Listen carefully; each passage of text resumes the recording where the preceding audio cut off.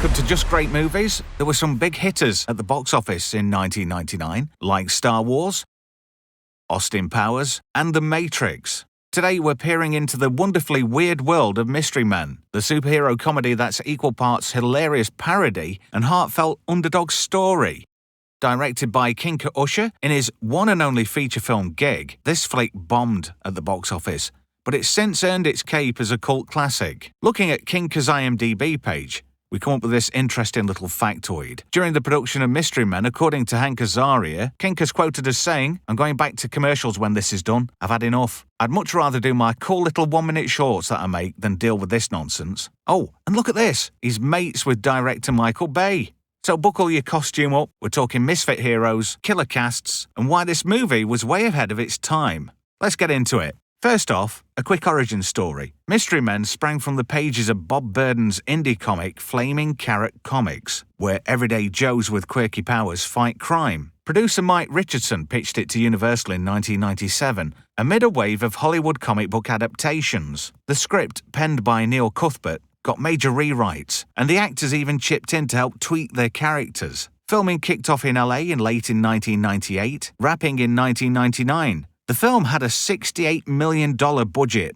Interesting little fact, and there's no pun there by the way, Danny DeVito was almost to star and direct in this movie, but soundtrack rights derailed that. Instead, we got a fresh take from an advert director, Kinnear Usher, who nailed the film's vibrant comic book aesthetic. Now the real superstars here are the cast. There's an ensemble dream team that turns these oddball heroes into icons. Leading the pack is Ben Stiller as Mr. Furious, aka Roy, who works in a scrapyard by day, whose power is just getting pissed off and mad, which just makes him yell a lot. Well, I think we've all got that superhero power. Azaria shines as the Blue Raja, a fork-flinging master who dresses like a colonial Brit and lives with his mum. William H. Macy brings heart as the Shoveler, a family man armed with, well, you guessed it, he's got a big shovel. And that's not a euphemism for anything else, by the way. And he dishes out lines like, "God gave me a gift. I shovel well." Then there's Janine Garofalo as the Bowler, wielding a psychic bowling ball with a dad's skull inside. It's a little bit creepy, but in the best kind of way. And she got to keep that bowling ball. How cool is that? Rounding out the team is Kel Mitchell's Invisible Boy. His power is he turns invisible, but only when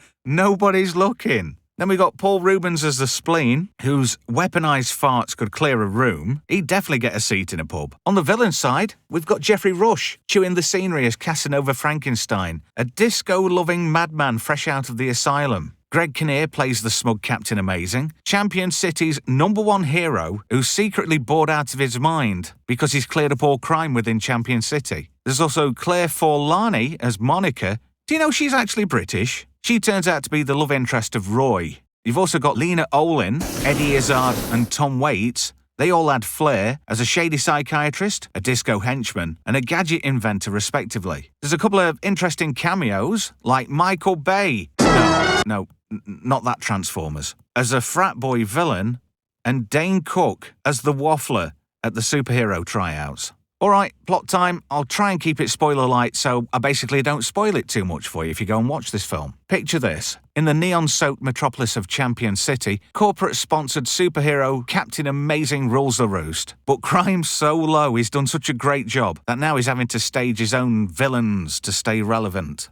Enter our ragtag trio, Mr. Furious, Shoveler, and Blue Raja. Wannabe superheroes constantly upstaged and mocked. When Casanova Frankenstein gets released and hatches a plan involving a psychofraculator, yes, that's a thing. He kidnaps Amazing, forcing our underdogs to assemble a motley crew of rejects. Cue training montages with the Sphinx, non-lethal gadgets from Doc Heller, and battles against gangs like the Disco Boys and Frat Boys. It's a journey of self-discovery, teamwork, and proving that heart trumps hype. The humour lands through slapstick fails, witty banter, and spot-on superhero tropes. Think Batman meets The Tick, but with more farts. What makes Mystery Men tick? It's a loving spoof of the superhero genre, and it pokes fun at Cape Crusaders long before the MCU exploded. Themes of imposter syndrome and finding your inner superhero resonate, wrapped in a light-hearted absurdity. Visually, it's an absolute feast. There's plenty of great practical effects, colourful sets, and a killer soundtrack featuring Smash Mouth's All-Star, which debuted here. The comedy mixes physical gags, like Spleen's Pull My Finger Power, with clever wordplay, and the cast's chemistry sells every bit of it too. No wonder it's compared to later hits like Kick-Ass.